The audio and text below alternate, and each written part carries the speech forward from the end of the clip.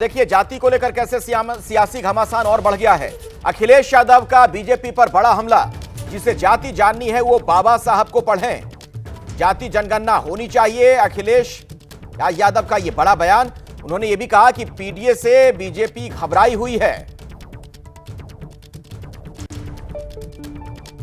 जाति का सवाल बहुत पुराना है। मैं उन बातों में नहीं जाना चाहता हूं। मुझे याद है कि मैं जब मंदिर के दर्शन करने गया तो कुछ ऐसी ताकतें हैं समाज में, वो नहीं चाहते थे कि मैं हवन पूजन करूं। वो दिन मैं भूल नहीं सकता हूं जिस दिन मुख्यमंत्री आवास को गंगा जल से धोया गया था। मुझे कोई आज समझा दे, कोई जागरूक समझदार इंसान मुझे ये समझा दे कि किसी मुख्यमंत्री के घर को गंगा जल से कैसे साफ किया जा सकता है। अनुराग ठाकुर जी को कहा गया है कि 99 बार गाली खा कर के आओ आप सदन में, तब आप मंत्री बनोगे। दरअसल बजट पर चर्चा के दौरान मंगलवार को बीजेपी के सांसद अनुराग ठाकुर ने राहुल गांधी के भाषण को आड़े हाथों लिया। इस दौरान जाति की बात निकली, हंगामा हुआ, वार हुआ, पलटवार हुआ। तो आपको हम सुनाते हैं कि आखिर कल लोकसभा में क्या क्या कहा गया था और क्या सुना गया। जिसकी जात का पता नहीं वो गन्ना की बात करता है।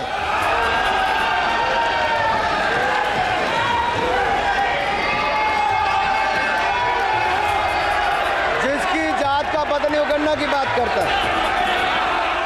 जो भी इस देश में दलितों की, आदिवासियों की, पिछड़ों की बात उठाता है, जो भी उनके लिए लड़ता है, उसको गाली खाना ही पड़ता है। तो महाभारत में अर्जुन को सिर्फ मच्छी की आंख दिख रही थी, उसी प्रकार मुझे सिर्फ मच्छी की आंख दिख रही है। जाति जनगणना हम करा के दिखाएंगे। खत्म। आपको जितनी गाली देनी है आप दीजिए, हम खुशी से लेंगे।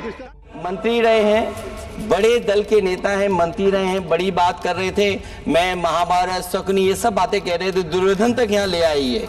मैं केवल सभापति महोदय इनसे ये पूछना चाहता हूं, आपने जाति कैसे पूछ ली है बताइए। बस आप जाति कैसे पूछ सकते हैं? आप बताएं जाति कैसे पूछ सकते हैं? आप पूछ के दिखाओ जाति को। जाति कैसे पूछोगे तो अनुराग ठाकुर की कही बात पर विपक्ष के तमाम सांसदों के बयान सामने आ रहे हैं। आरजेडी के नेता हैं मनोज झा, वो क्या कुछ कह रहे हैं इस पर, वो भी आपको सुनवा देते हैं। जिसको लेकर के आप लोग लगातार सवाल खड़े कर रहे हैं। आज जो है कांग्रेस की संसदीय दल की बैठक हुई, उसमें भी कहा गया कि ये बयान नहीं, आप लोग एक बात मिस कर रहे हैं। पूरे देश में संदेश चला गया कि अनुराग जी सामंती मानसिकता से निकल ही नहीं पा रहे। गोली मारो फलाना फलाना को वाले यही थे ना, अपनी कीर्ति में एक नया नाम जोड़ लिया, वो है गोली के बाद गाली। और प्रधानमंत्री जी ने रीट्वीट करके ये साबित कर दिया कि वो जातिगत जनगणना के मुद्दे पे अनुराग ठाकुर के साथ रहते हैं। ये हमारे देश के प्रधानमंत्री हैं जो भैंस, मंगलसूत्र, मुजरा, टोटी काट लेगा, बिजली काट देगा, पर बोलेंगे जातिगत जनगणना पर नहीं बोलेंगे। मैं तो कहूँगा प्रधानमंत्री जी आईना बराबर लेकर चलिए। बस आपके सवाल, क्या आने वाले दिनों में आप लोग इसको भी ये देश बना रहा है भाई, क्यों परेशान है आप लोग? सीधे मैं आपके लिए चलता हूं, मेरे साथ जैनेंद्र लगातार जुड़े हुए हैं, मेरे सहयोगी। जैनेंद्र, जो बातें अनुराग ठाकुर ने कही उस पर राहुल गांधी ने पलटवार भी किया और कुल मिलाकर विपक्ष के नेताओं के बयान भी आप देखिए तो ऐसा लग रहा है कि विपक्ष के लोग इस पर फ्रंट फुट पर नजर आ रहे हैं। बिल्कुल, और कांग्रेस संसदीय दल की बैठक में भी अनुराग ठाकुर के बयान का मुद्दा उठा और इस बयान की बाकायदा निंदा की गई। हालांकि सूत्रों का कहना है कि राहुल गांधी ने बैठक में ये कहा कि अनुराग ठाकुर के बयान के फेर में नहीं पड़ना चाहिए, इग्नोर करना चाहिए। बैठक के बाद जब हम लोगों ने राहुल गांधी से इस पर प्रतिक्रिया जाननी चाहिए तो राहुल गांधी ने कहा, हालांकि ऑफ कैमरा कहा, लेकिन राहुल गांधी का बयान था कि उन्हें इस अनुराग ठाकुर के बयान से फायदा होगा।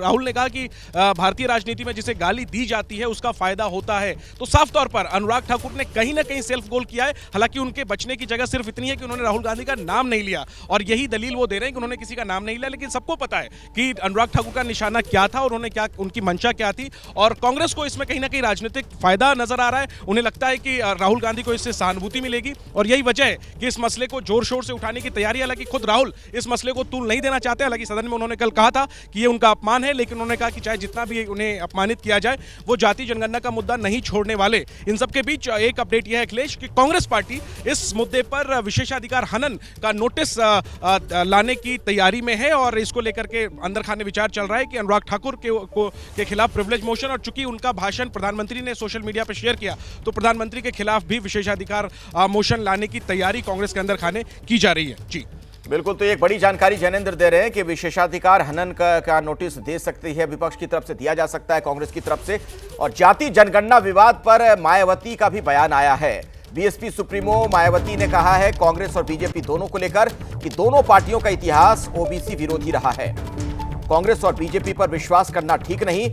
जातीय जनगणना जनहित का खास मुद्दा है। जातीय जनगणना के लिए गंभीर होना जरूरी है।